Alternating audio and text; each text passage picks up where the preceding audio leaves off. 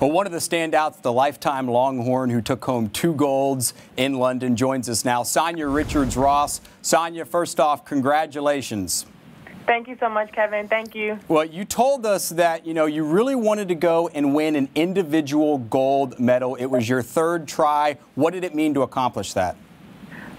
It was unbelievable. I've worked so hard to finally have that moment and to be able to finally be living my dream. Every day I wake up, I'm just like, did this really happen? It's just been really, really special. Well, it did really happen. I'm sure it's surreal right now, but you win the 400-meter dash, the individual gold. You also anchor the 4x400 as the U.S. takes gold. Which one's more special, the individual or the team gold? Well, they're both very special, but this was my 3rd time being successful on the relay, so that was special. But of course, for me, the most special run would be the 400 because it was the one thing that was missing from my resume was to have an individual gold medal. So now to kind of fill that void in my resume, it's a huge deal for me. Well, as many Texas fans know, your husband is Aaron Ross, the lifetime Longhorn who's playing in the NFL now with the Jags. Yes. Aaron was able to see the first of your 2 gold medals. What did that mean to have him there when you won it? Ross has never been able to come to any of my major championships, whether world championships or Olympics. So to be able to have him there for the Olympic Games, which is, of course, the biggest stage that we can compete on, and then to win gold, I mean, I ran over to him and I actually started crying when I was able to embrace him. It's so much better than seeing him on Skype or calling him on the phone, to live that moment. So it's definitely a memory we'll have for a lifetime. I'm sure that's got to be tough. I mean, you guys are both world-class athletes. How many times have you had to maybe just talk on Skype or on the phone? We do it a lot, because of our schedules. Most of the times when he goes into training camp is when I'm in the peak of my season, and so I'm away for, sometimes a month to 2 months, and so we communicate a lot via Skype and FaceTime and text messages, but we've gotten used to it, and, we make the best of it, but it can be tough at times. What was your reaction to seeing the Jags video after practice, the Jags video of them watching? Yeah, that was overwhelming, especially because Ross has only been there for a couple months. It's not like with the Giants where, I could expect that more because they really had become our family.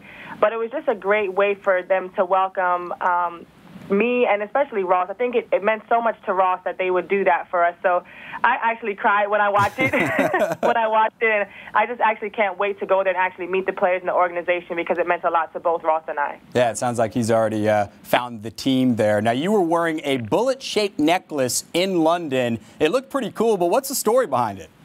Yeah, my mom gave me that bullet necklace when I was in the 7th grade. She got it for me and told me I was faster than a speeding bullet. And when she first gave it to me, I wore it sometimes. It was, didn't mean as much. But as I've gotten older, I've worn it for all of my races, and I kind of feel like I'm carrying a piece of my family around the track because they have been so supportive of me on this journey. So it really means a lot to me. That's why I always have it on for my races. When you received that, did you ever think you'd be winning a gold medal wearing that? I know. I didn't. I definitely did not envision, especially I lose everything, so to be able to just have it for so many years is a big deal. But yeah, for me to wear that during my race, having had it for almost 20 years now, or 15 years, it's definitely very significant. Well, one of the cool things for me, and I think a lot of Americans watching the Olympics, was seeing Kevin Durant, some of these other athletes, really watch the other athletes, the other Americans compete. As a spectator, what stood out to you? There were so many great performances here. Of course, to see Usain Bolt, Ryan Lochte, Gabrielle Douglas was phenomenal. But honestly, my favorite performance was on the track. It was David Rudisha. I'm not sure if many people caught his 800. He broke the world record in the 800 at the Olympic Games, and to me, that's just amazing to be able to run your best race on the biggest stage, and no one thought anybody could run under 142. So what he did was just incredible. So that was kind of the highlight for me, the men's 800. Well, you talked about how you were going to have a different mental approach heading into this Olympics. How did you change your approach? I think that was one of the main things.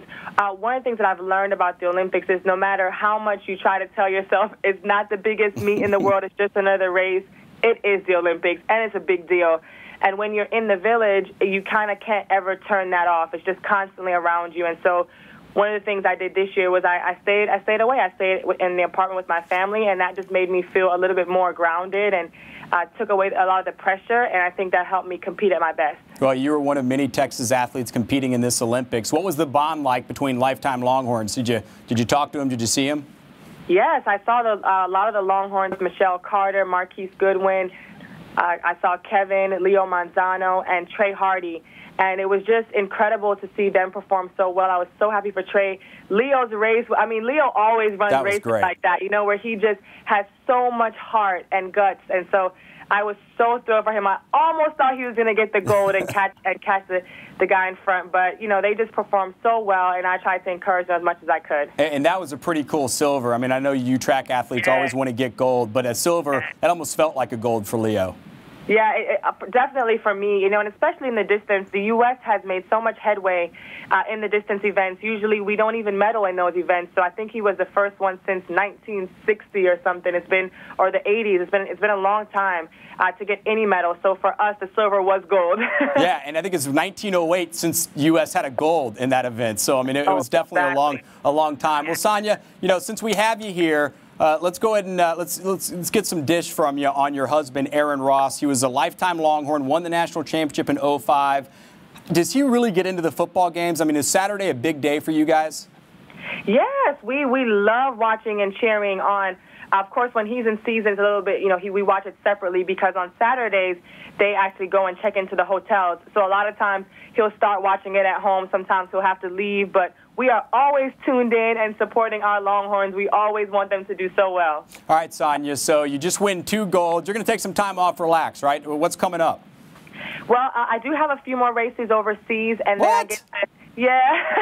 Come on, relax, Sanya. You just won 2 gold medals. I know, but now I get to get back on the track as the Olympic champion. What's better than that? So I'm looking forward to it. And then I get to go to Jacksonville and support my honey 100%. That's what I'm looking forward to most. I love watching him play. So that's my downtime, being an NFL wife. Well, you did a great job, and congratulations again, Sanya. Thanks a lot, Kevin. Thanks for having me on.